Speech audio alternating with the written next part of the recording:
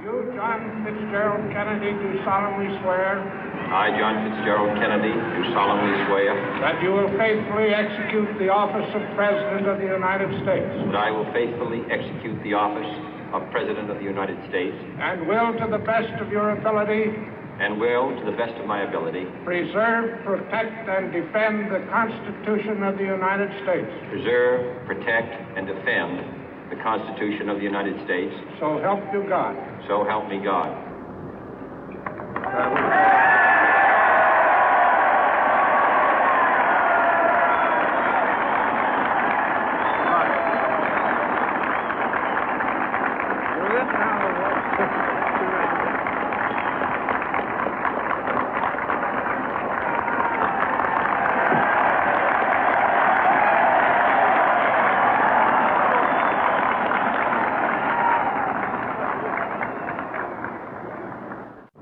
Vice President Johnson, Mr. Speaker, Mr. Chief Justice, President Eisenhower, Vice President Nixon, President Truman, Reverend clergy, fellow citizens.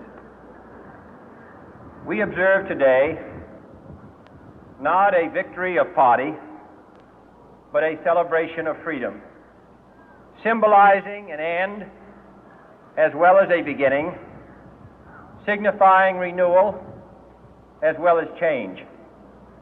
For I have sworn before you and Almighty God the same solemn oath our forebears prescribed nearly a century and 3/4 ago.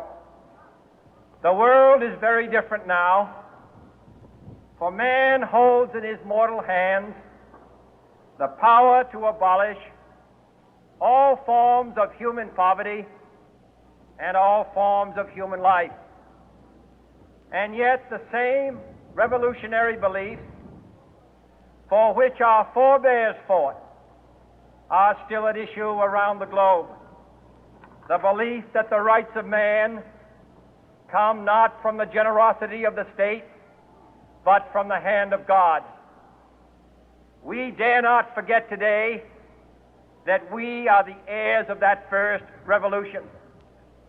Let the word go forth from this time and place to friend and foe alike that the torch has been passed to a new generation of Americans born in this century, tempered by war, disciplined by a hard and bitter peace, proud of our ancient heritage, and unwilling to witness or permit the slow undoing of those human rights to which this nation has always been committed and to which we are committed today at home and around the world.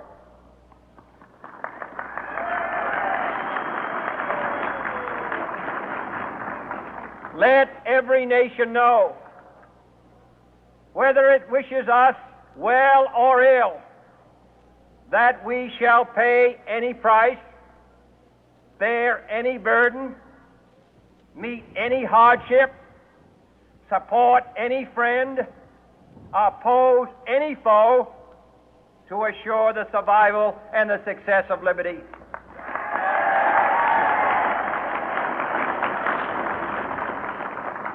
This much we pledge and more. To those old allies whose cultural and spiritual origins we share, we pledge the loyalty of faithful friends. United, there is little we cannot do in a host of cooperative ventures. Divided, there is little we can do, for we dare not meet a powerful challenge at odds and split asunder. To those new states whom we welcome to the ranks of the free, we pledge our word that one form of colonial control shall not have passed away, merely to be replaced by a far more iron tyranny.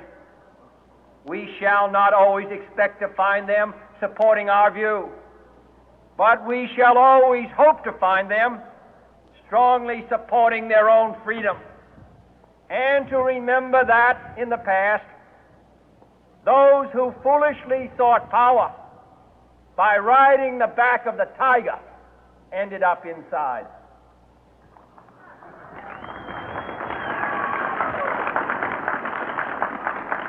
To those people in the huts and villages of half the globe struggling to break the bonds of mass misery, we pledge our best efforts to help them help themselves for whatever period is required, not because the communists may be doing it, not because we seek their votes, but because it is right. If a free society cannot help the many who are poor, it cannot save the few who are rich.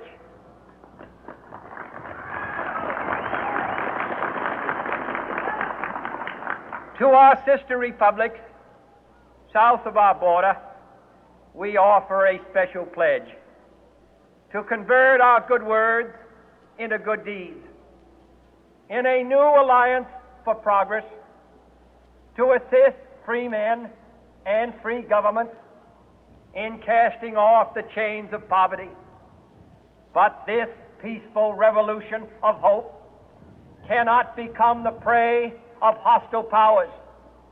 Let all our neighbors know that we shall join with them to oppose aggression or subversion anywhere in the Americas. And let every other power know that this hemisphere intends to remain the master of its own house.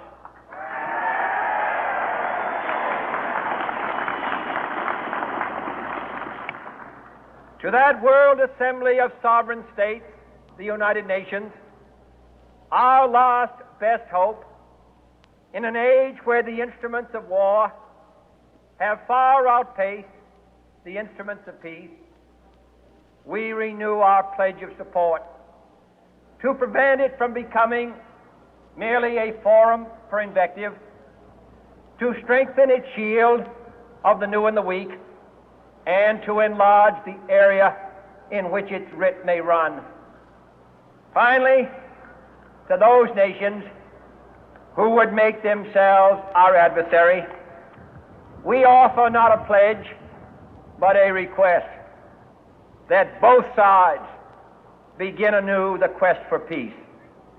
Before the dark powers of destruction, unleashed by science, engulf all humanity in planned or accidental self-destruction, we dare not tempt them with weakness, for only when our arms are sufficient beyond doubt can we be certain beyond doubt that they will never be employed. But neither can two great and powerful groups of nations take comfort from our present course, both sides overburdened by the cost of modern weapons, both rightly alarmed by the steady spread of the deadly atom, yet both racing to alter that uncertain balance of terror that stays the hand of mankind's final war. So let us begin anew, remembering on both sides that civility is not a sign of weakness, and sincerity is always subject to proof. Let us never negotiate out of fear, but let us never fear to negotiate.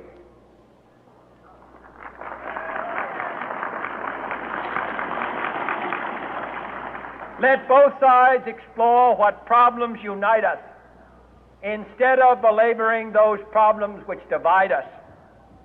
Let both sides, for the first time, formulate serious and precise proposals for the inspection and control of arms, and bring the absolute power to destroy other nations under the absolute control of all nations.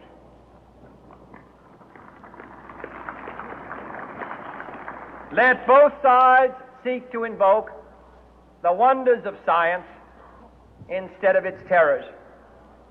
Together, let us explore the stars, conquer the deserts, eradicate disease, tap the ocean depths,